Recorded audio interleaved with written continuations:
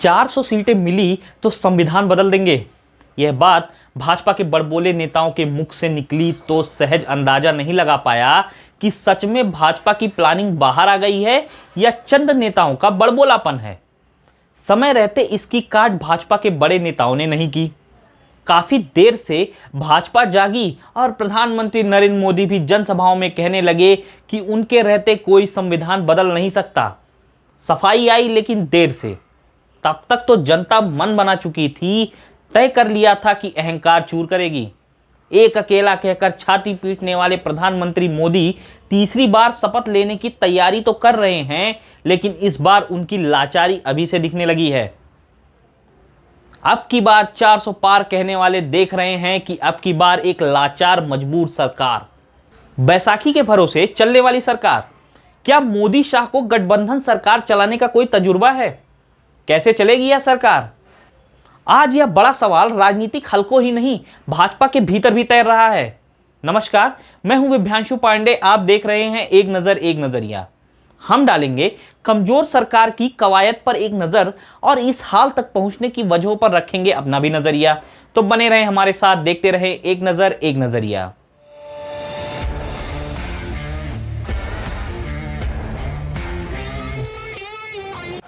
– 2024 का जो जनादेश है, असल में यही बात लोकतंत्र की खास खूबी है। लोकतंत्र खुद को परिमार्जित करता है। जब भी लगता है कि बड़े बहुमत ने अहंकार बढ़ा दिया है, देश तानाशाही की तरफ जाने लगा है, तो लोकतंत्र उसे दुरुस्त कर देता है। मोदी शाह के दौर की भाजपा को यह बात समझ में आ चुकी होगी। भाजपा जीत कर भी हार गई और विपक्ष हार कर भी जीत गया। शायद यही वजह है कि जो जीते हैं वह तनाव में है और हारने वाले निश्चिंत। यह नौबत आखिर क्यों आई? जो खुद को महामानव मान बैठा था, बताने लगा था कि वह बायोलॉजिकल नहीं है, यानी परमात्मा के किसी रूप का अवतार है, उसके चेले कहने लगे थे कि भगवान जगन्नाथ भी उनके भक्त हैं, तो आप समझ सकते हैं कि अहंकार किस कदर सिर चढ़ गया था। जो आदमी फोटो के फ्रेम में किसी को आने नहीं देता था, बड़ी माला पहनाए जाते समय फोटो फ्रेम में आने पर राजनाथ सिंह और नड्डा जैसे नेताओं को दूर ढकेल दे रहा है, वही आज चंद्रबाबू नायडू और नीतीश कुमार जैसे नेताओं को अपने बगल में बैठाकर उनकी पीठ सहलाता दिख रहा है। राजनाथ भले ही फोटो फ्रेम से बाहर होते रहे हैं, लेकिन अब उन्हीं पर डैमेज कंट्रोल और गठबंधन संभालने की जिम्मेदारी देखना किसी हास्य से कम नहीं है।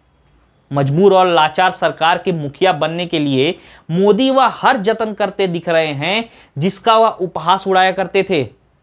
जिस दौर में टीवी चैनलों के हेडलाइन तक पीएमओ तय करके भेजता रहा है, उस दौर में यह सिलसिला थमा तो नहीं है, लेकिन आजाद होने की छटपटाहट कई मीडिया संस्थानों में भी दिखने लगी है। अब चैनल विपक्ष की बात भी कहने लगा है। हालांकि अब भी मीडिया का बड़ा स्पेस जिन हाथों में है, वह चाकरी करता ही दिख रहा है। भाजपा आज भी इस हाल में अगर पहुंची है तो उसके लिए सिर्फ और सिर्फ भाजपा की गुजरात लॉबी जिम्मेदार है। शायद यही वजह है कि लोग कहने लगे हैं कि भाजपा हारी नहीं है, गुजरात लॉबी का अहंकार हारा है। हाँ, कुछ मुट्ठी भर लोग जरूर ऐसे हैं जिन्हें इसी में धर्म और सनातन की हार जीत दिखती है। इसी को वह धर्म और राष्ट्रवाद समझते हैं। यही कारण है ऐसे लोग शंकराचार्यों तक का उपहास उड़ाने से नहीं चूकते। अब इनकी समझ में भी शायद आने लगा है कि जनता ने ही ताकत दी थी। जनता से बड़ा कोई कैसे हो सकता है? मानव मात्र भगवान को अपने शिष्य बना लेने का अहंकार कैसे पाल सकता है? नतीजा सामने है। पूरे चुनाव मामा करते रहे मोदी, अब नाना करते थक जा रहे हैं।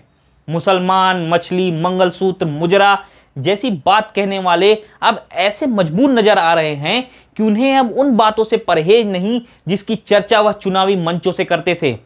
मुसलमानों के आरक्षण के मुद्दे पर विपक्ष को गालियां देने वाले अब चुप हैं, क्योंकि उनकी वैसाखी का मुख्य हत्था यानी चंद्रबाबू नायडू मुसलमानों को 4% आरक्षण देने का वायदा करने लगे हैं।